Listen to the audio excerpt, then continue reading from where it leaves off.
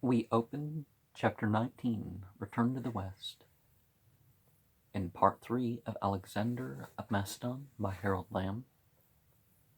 Alexandros of Bacchus. But Return to the West here we have. When he turned back to the east, Alexandros had given up more than his men realized. He'd believed and could not have thought otherwise that he was close to the boundary of the habitable world where the eastern ocean lay. No vision of grandeur or a further conquest had brought him this far. He had been following out his journey to the end, to discover the last secrets of earth. More than that, he was giving up the splendor of his imagined world, where stretched the heights of Parnassus, inhabited perhaps by beings who were above the beasts, who partook of the divine. He was putting an end of the years dreaming over his books. That's the secret. There are beings without, there are beings with respite, the jinn. They're light beings. You don't have to go far. You don't have to invoke or evoke them. These things are, per se, here. He is putting an end to the years of dreaming over his books. What lay behind him, he knew. What existed beyond the river, he would never know now. All his tenacity and all the force of his tremendous will had been bound up in this quest to go himself as far as the last mystery. He could never have reached the Pacific, which lay, in reality, much further east than anyone of his time imagined. It was something of a miracle that he had gotten this far. As far as the Bass. The legends of Rome did not penetrate within 1,800 miles of that point, and not for 2,000 years would Westerners voyage again in strength into northern India. For more than 8 years he'd been pushing towards the east, and the abandonment of his march brought about an almost physical change in him. Something of joyous confidence went out of him, to be replaced by moodiness and a concern for little things. He seemed anxious now to put his house in order. Perhaps he felt a sense of betrayal. Certainly he drove the army that he had nursed eastward back the harder way, when fresh routes could be explored. Once he said that he would not force any Macedonian to follow him against his will, but he went himself where few Macedonians would have chosen to go. Before the start, downriver, Coenus died of a fever and was buried in the new Nicaea, which had been damaged by rains. Rapidly, Alexandros provided for the government in northern India, leaving it in the hands of the native princes, except that Macedonian officers administered the towns west of the Indus. After settling invalids and not too willing volunteers in the new cities and dismissing the native troops with gifts, Alexandros made the start down the Jhelum, which toward the Indus and the southern sea.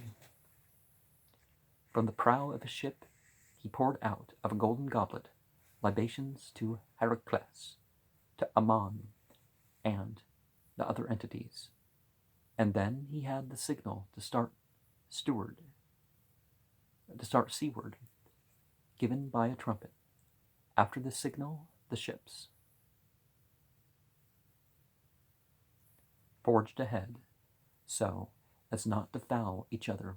Such a noise of rowing was never heard before. With it sounded the shouting of the boatswains, who called the beat, and the chant of the rowers, who kept the time. The banks of the river, being higher than the ships, and narrow, echoed the sounds. And the Indians, who had submitted to Alexandros, became astonished at this, running along the high banks and singing also, because they were fond of singing. Yeah, don't just leave it up to the priests or performers. Sing and dance yourself. This mood of feverish rejoicing did not last until the juncture with the Indus was reached. First, the ships encountered rapids that did little harm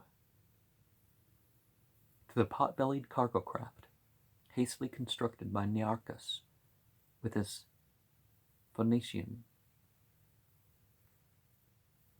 Cypriot and Egyptian shipwrights, but swamped some of the long, low galleys. Then Alexandros scattered the army to overrun the central plain of India. He divided it carefully to march with the wagon train on either side of the Jhelum, keeping Hephaestion's command on one bank and Craterus's on the other, so his two lieutenants would have no cause to quarrel again. Now he sent out contingents to sweep the country, driving the warlike inhabitants back against the main forces along the river. They had reached the country of the Mali.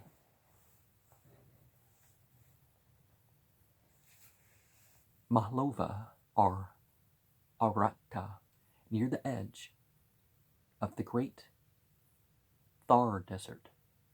These were the bravest of the people, Adrian relates grimly. So few of them surrendered.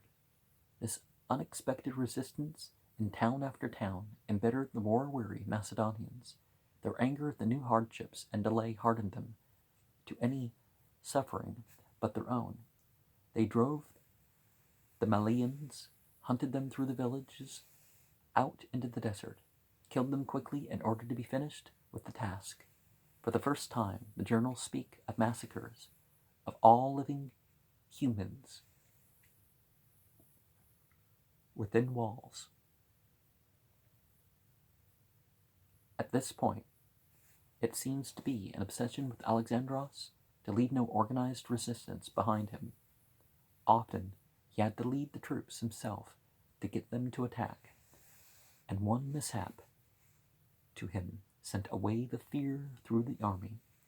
They had been trying to enter a citadel where Alexandros, impatient with the delay, had a ladder raised to the wall and went up it himself, followed by Eucestus and the bodyguard, who carried the shield of Troy.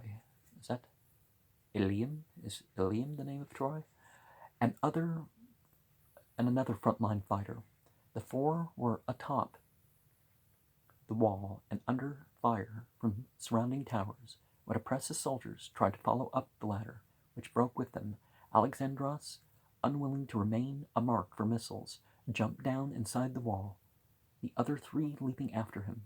They backed against the wall, covered by their shields, and were attacked by the defenders in the body, until the soldier was killed and Alexandros hard hit by an arrow that entered his lung. When he collapsed, Eucestus and the bodyguard, both wounded, covered him with their shields until the other Macedonians got over the wall and through the gate. When Alexandros was carried out with air bubbling from the wound in his body, the rumor spread that he had been killed. At first, in the camp from which he had set out, the men raised a mighty grieving when they fell spiritless, bewildered, and wondering who could become the leader of the army now, and how they were to get back to their own country, since the warlike nations around them would revolt as soon as they were freed of the dread of Alexandros. Then, too, they were in the midst of strange rivers, and it did not seem possible to make a plan without Alexandros. When the word came to them that Alexandros still lived, they doubted it, even when a letter confirmed it. They feared among themselves that the letter had been made up by the bodyguards and generals. When Alexandros was in a condition to understand this, he thought that the army might rebel. He had himself carried down to the river and put on a boat. Opposite the encampments, he ordered the pavilion under which he lay to be raised so that the men along the banks could see him. Even then they doubted, lest he be dead, until he lifted his hand to them. At this indisputable proof that Alexandros was alive, the men on the shore marched along beside the ship waving flowers into garlands and throwing them out on the water towards him.